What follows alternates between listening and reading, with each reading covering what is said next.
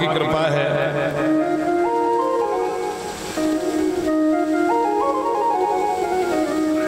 भैया देखते ही देखते मालूम नहीं पड़ा कि समय कितना जल्दी चला गया। देखते ही देखते 7 दिन गुजर गए। आज इतना रमणीक लग रहा है, कल बहुत अच्छा लगेगा, लेकिन परसों जो यहाँ रहने वाले होंगे उन्हें एकदम से ये लगेगा कि मानो ये जगह खाने के लिए दौड़ रही है, कोई दिखाई नहीं देगा। भैया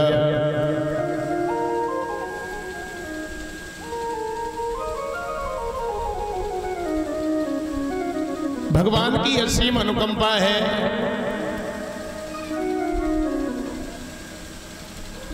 भगवान की कथा, संतों से मिलन बड़ी दुर्लभ क्षण है। बड़ी ही भगवान की कृपा होती है तभी मिलन हो पाता है संतों से, और भगवान की कृपा होती है तभी भगवान के सत्संग में सब लोग इकट्ठा हो पाते हैं। भैया सुखदेव जी महाराज समझाते हैं, राजन परिषद,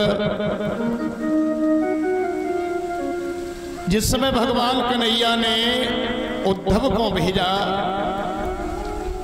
वृंदावन में, तो वृंदावन में जाते ही जाते उद्धव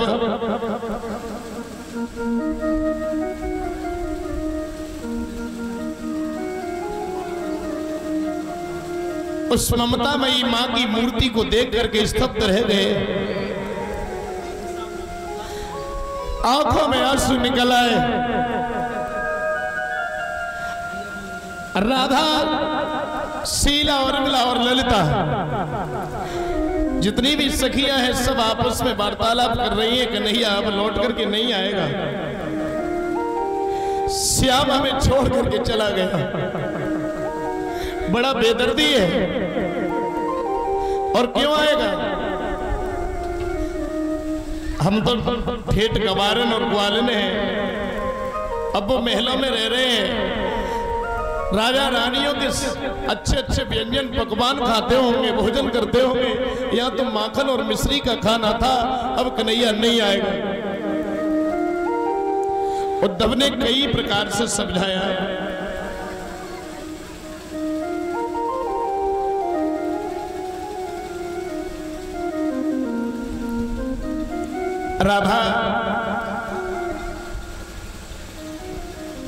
राधा उसी जगह पर बैठी बैठी रो रही है। भैया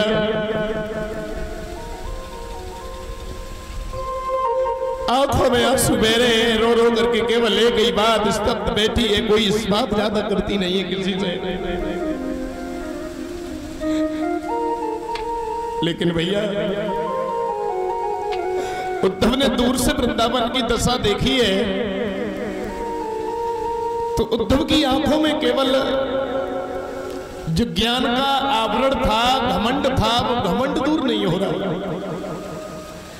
राधा से सभी सखियों से उद्धव ने कहा, अली बहनाओं मुझे कन्हैया ने भेजा है और मैं आपको सलाह देने के लिए आया हूं।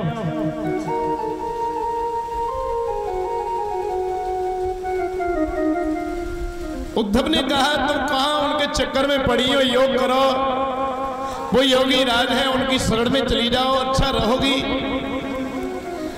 तो ग्वालिन एक बात कहती है, महाराज मेरी एक बात सुन लीजिए।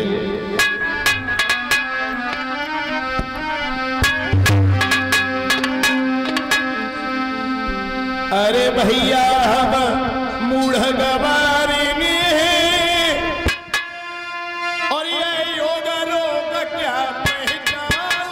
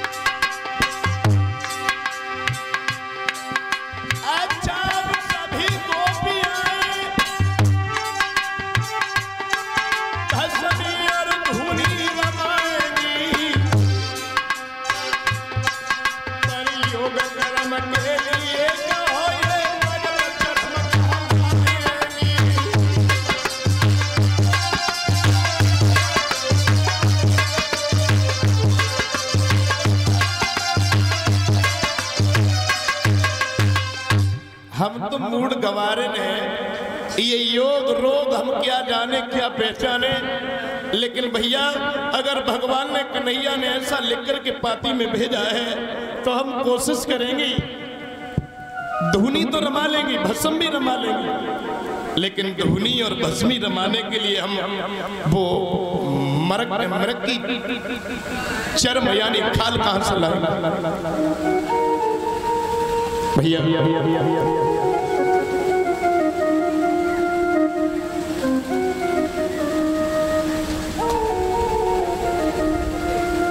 आंखों में आंसू लेकर के सब गोपियां रो रही हैं।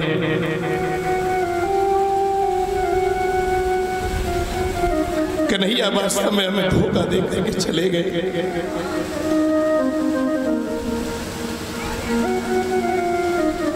तब तक एक भमरा उड़ता हुआ एक फूल पर बैठ गया करके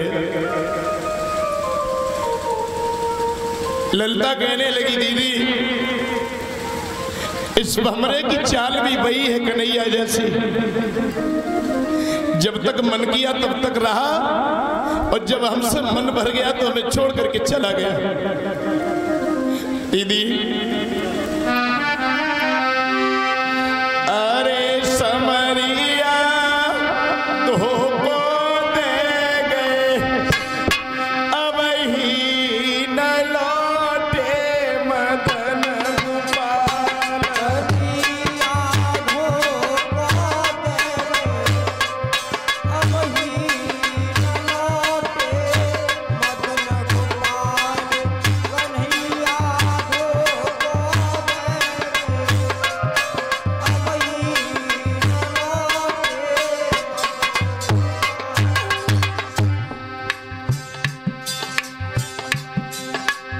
सब लोग घायल, थोड़ी देर की बात है।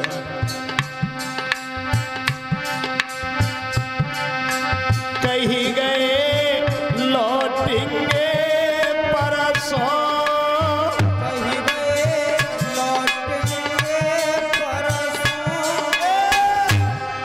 न आए बीत गई परसों, आए बीत गई परसों, न आए बीत गई परसों, आए बीत गई परसों,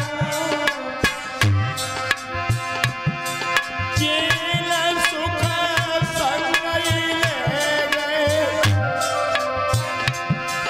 पारे संग ले गए, अब ही न लौटे मदन गोपाल।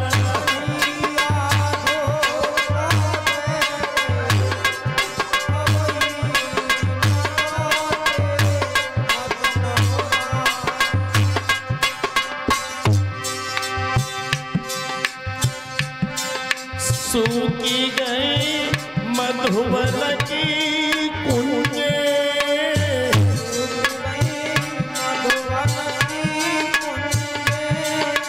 नायब भोराए कुंजे,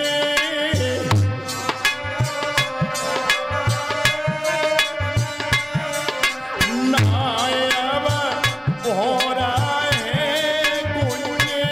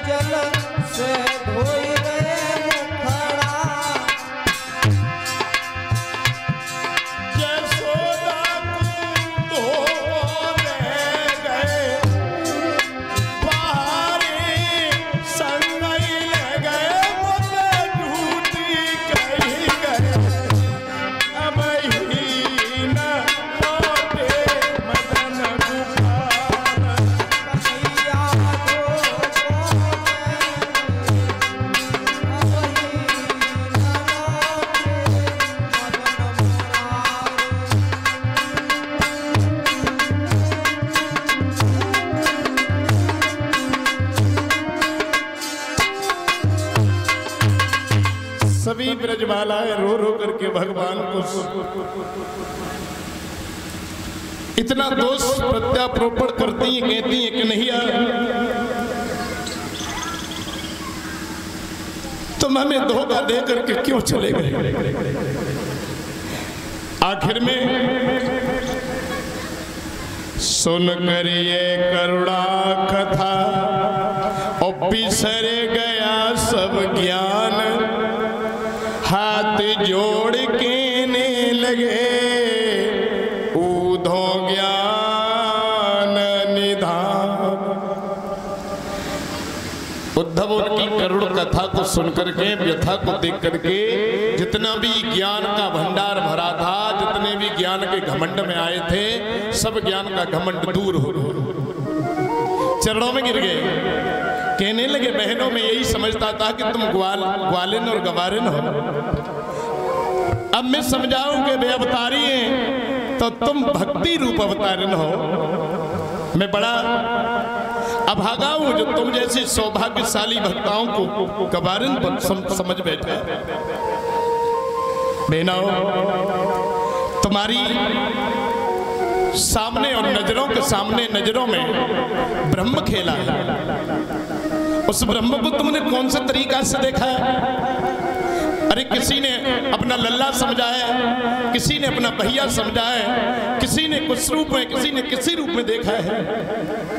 अब मैं समझाऊं, ज्ञान बिना प्रेम के रह ही नहीं सकता। ज्ञान भी बिना प्रेम के निराधार है, बिना प्रेम के ज्ञान आधारित नहीं है, बिना प्रेम के ज्ञान की कोई वैल्यू नहीं है। आज हम समझे हैं कि तुम्हारा प्रेम ज्ञान के ऊपर है और तुम हमसे कई ज्यादा भाग्यशाली हो, बहुत अच्छे नसीब वाली हो जो तुम्हारा भगवान के साथ इतने दिनों तक रहना हुआ। भैया,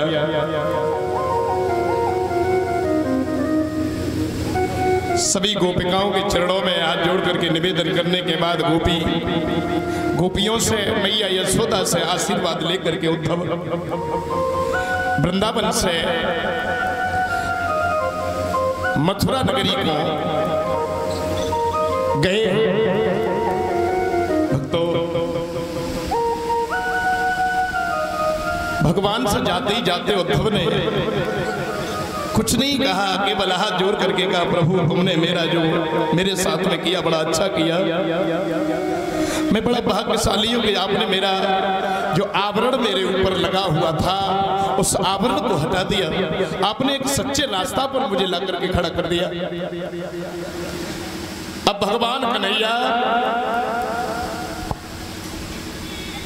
मथुरा में है। और देखिए, जिस राज्य में, जिस देश में ज्यादा लड़ाइयां होती हैं, जिस घर में, जिस परिवार में लड़ाइयां होती हैं, वो घर कभी तरक्की नहीं कर पाता। मथुरा में भगवान रहे तब तक जरासंध बार बार आक्रमण करते रहे, बार बार सेना लेकर के चढ़ाई करते हैं, तो जिस क्षेत्र में लड़ाई होती है, युद्ध होता है, उसकी तरक्की छूट जाती है।